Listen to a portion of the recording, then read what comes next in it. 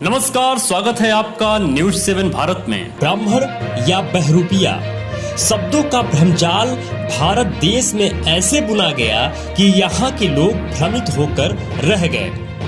असल में हुआ क्या कि यूरेशिया से आए हुए बाहरी लोग भारत में जब पहुंचे तो यहाँ पर उन्होंने पता किया कि यहाँ सबसे उच्च कोटि में किस इंसानों को और सबसे ज्यादा विद्वान किनको कहा जाता है। उस समय यहाँ पर बुद्धिज्म फल फूल रहा था, खूब अच्छे से बुद्धिज्म फला फूला था और चारों तरफ बुद्धमय भारत था। तो बुद्ध धर्म में विद्वानों की एक श्रेणी होती है जिसको बमन कहा जाता है। बमन सम्राट अशोक अपने शिलालेखों में भी इसका उल्लेख करवाए हैं। चलिए मैं आपको इसको बताता हूं भ्रम की सच्चाई क्या है। ब्रह्म ब्राह्मण भारत की सम्यक संस्कृति का शब्द है। भरहुत स्तूप में एक शिलालेख मिला है जिस शिलालेख को कलकत्ता संग्रहालय में सुरक्षित रखा गया है। इस अभिलेख को गौर से देखा जाए, इस पर बुम्ह देवो मानव को लिखा है। ठीक उसके बगल में बोधि वृक्ष बना है, यानी बोधि वृक्ष भगवान बुद्ध का सांकेतिक चिन्ह है और भगवान बुद्ध को ही बुम्ह देवो कहा जाता है। जूनागढ़ अभिलेख है जिस पर ब्राह्मण समड़ा लिखा है, जिसकी लिखावट निरंतरता में है, बीच में और पाली में च या दूरी का प्रयोग नहीं किया गया है। यानी समण संघ में जो वरीय भिक्षु हैं, जो वरिष्ठ भिक्षु हैं, उच्च कोटि के भिक्षु हैं, उन सबों को ब्राह्मण कहकर संबोधित किया जा रहा है। समझ में आई ये बात? बुद्ध धर्म में या समण संघ में जो वरीय भिक्षु होते थे, विद्वान भिक्षु होते थे, उनको ब्राह्मण कहा जाता था, जैसा कि आप अभिलेखों में देख सकते हैं। इन सब पुरातात्विक अभिलेखों से स्पष्ट होता है कि सम्यक काल में जो श्रेष्ठ विद्वान होते थे उनको ही ब्रह्म और ब्राह्मण कहा जाता था।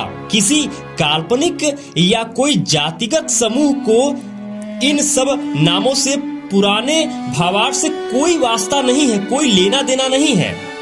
यह सब पूर्व की सम्यक संस्कृति रहे हैं। कुछ परंपरागत शब्दों को पुस्तकीय लेखन द्वारा अपहरण करना मात्र है।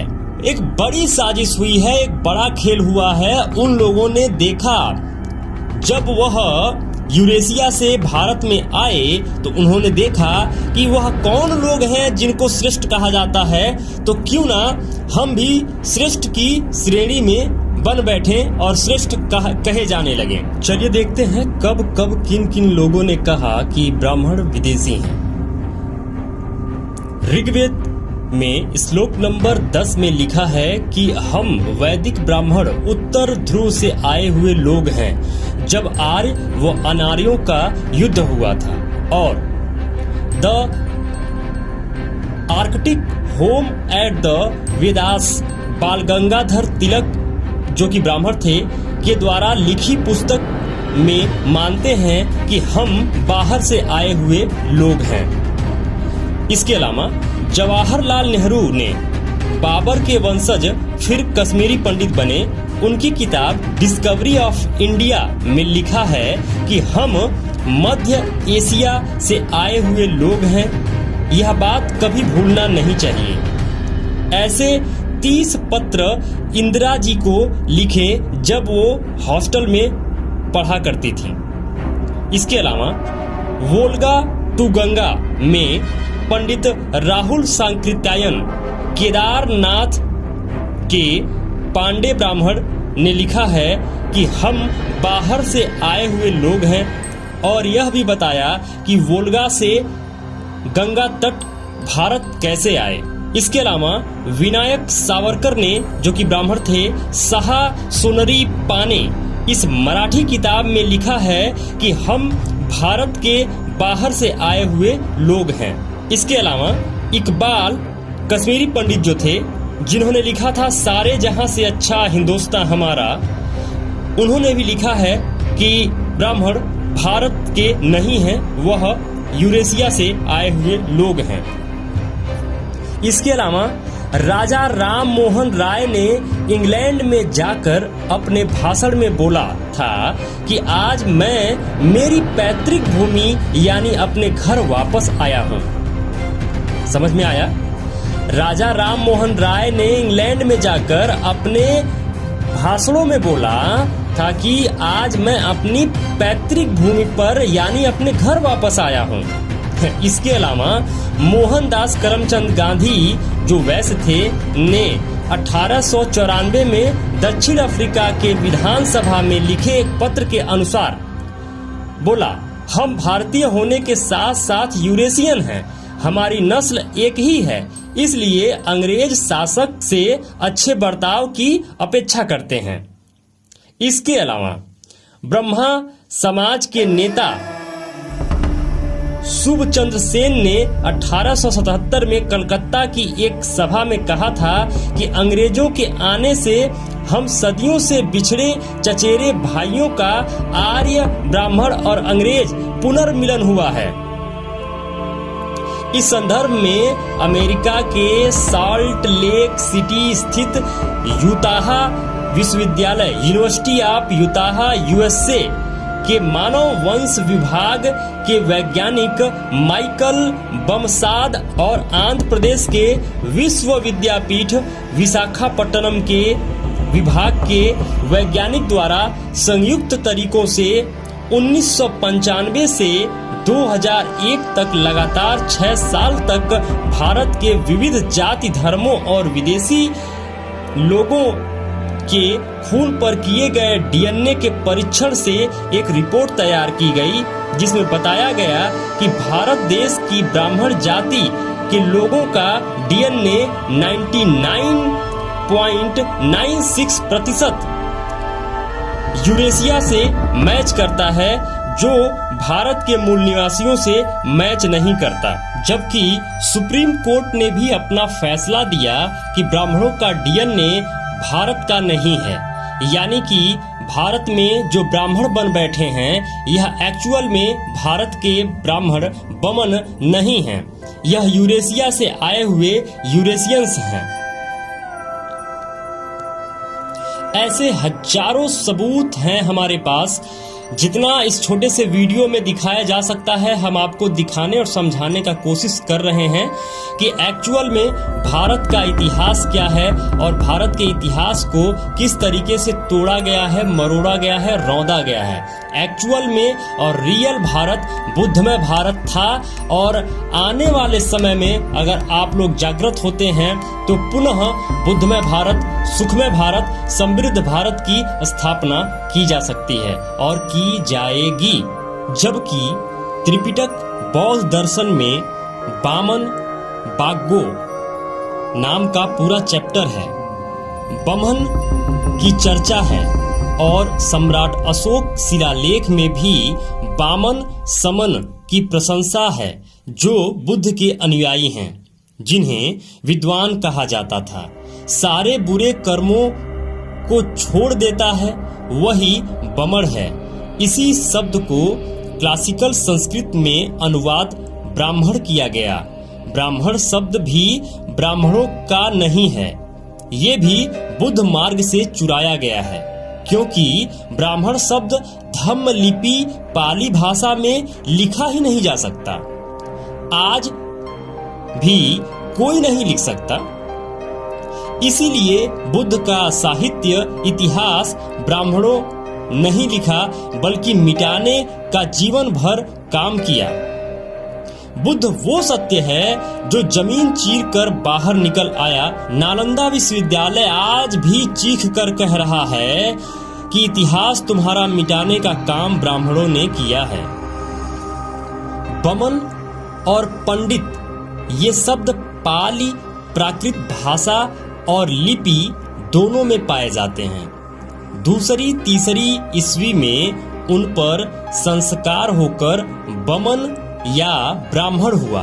पंडित शब्द में कोई बदलाव नहीं हुआ। पाली भाषा में बमन और पंडित दोनों शब्द का अर्थ विद्वान ही होता है, ज्ञानी ही होता है। 8वें शतक ईस्वी में ईरानी हुड़ हमलावरों ने बौद्ध संस्कृति का विध्वंस करके बाद में बौद्ध सभ्यता में सम्मान दर्शन बमन और पंडित शब्द को अपने लिए स्वीकारा और हुड़ ईरानी हमलावरों में जो लोग पुरोहित थे उन्हें ब्राह्मण कहा जाने लगा। यह बात आपको समझनी पड़ेगी कि विदेश से आया हुआ कोई व्यक्ति अगर शेर की खाल ओढ़ लेता है तो वह गीदड़ कभी शेर नहीं हो सकता। खाल हमारे और आप जैसे लोग आज नहीं तो कल उतार ही देंगे। तब वह क्या दिखेगा? तब वह निश्चित ही बहरूपिया दिखेगा, निश्चित ही वह गीदड़ दिखेगा। दुनिया के सबसे महान सम्राट अशोक के 9वें शिलालेख के आदेश 3री शताब्दी ईसा पूर्व सोपारा महाराष्ट्र में अनुवाद किया गया है। क्या लिखा है? दासों और नौकरों के प्रति उचित शिष्टाचार, बड़ों के प्रति श्रद्धा, जानवरों के प्रति नम्रता और बमन और श्रमणों के प्रति उदारता, इन्हें और ऐसे अन्य को नैतिकता का अभ्यास कहा जाता है। छत्रपति शिवाजी महाराज वास्तु संग्रहालय मुंबई का यह अवशेष आप देख रहे हैं जो सम्राट अशोक ने लिखवाया था। कुछ लोग भ्रमित हो जाते हैं कि सम्राट अशोक ने बमन और श्रमण ये 2 सेंटेंसों का इस्तेमाल किया है, जबकि आज मैं साफ क्लियर कर देना चाहता हूं कि यह जो बमन सेंटेंस है, बमन सेंटेंस पाली प्राकृत का सेंटेंस है जो विद्वान बौद्ध भिक्षुओं के लिए इस्तेमाल होता था और श्रमण जो श्रमण सभ्यता थी, श्रमण संस्कृति थी, उसके लिए इस्तेमाल होता था। तो एक बात साफ और क्लियर है कि बमन और पंडित यह दोनों सेंटेंस जो है, यह दोनों शब्द जो है, यह पाली और प्राकृत का सेंटेंस है जो विद्वान भिक्षुओं के लिए इस्तेमाल होता था। तब ना ब्राह्मणी संस्कृति थी ना हिंदू संस्कृति थी। उस समय से इस्तेमाल होने वाला ये शब्द आज पाखंडी लोग अपने साथ लगाकर खुद को गौरवान्वित महसूस करते हैं।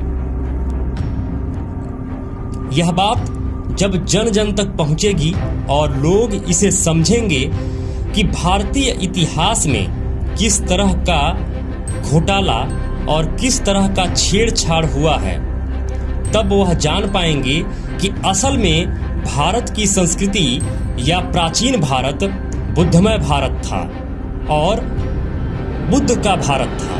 बुद्ध की वह 28 बुद्धों की परंपराएं जो सदियों से चली आ रही हैं, हजारों सालों से 28 बुद्ध की परंपराएं चली आ रही हैं और गौतम बुद्ध के बाद इस समय हम लोग पूरी तरीके से इस सभ्यता से परिचित हो पाए।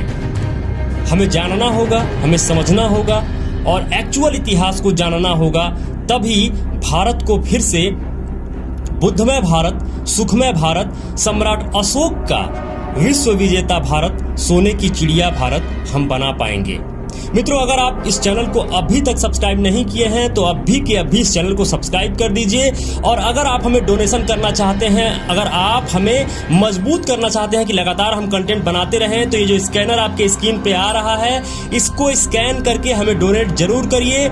लाइक करके हमारा उत्साह जरूर बढ़ाइए और कमेंट में जरूर लिखिए कि आपको और किस तरह के वीडियोस देखने हैं और आप और किन विषयों पे वीडियोस देखना चाहते हैं। अगर आप अभी तक इस वीडियो को देख रहे हैं तो आपका बहुत बहुत धन्यवाद, बहुत बहुत साधुवाद, बहुत बहुत मंगल कामनाएं।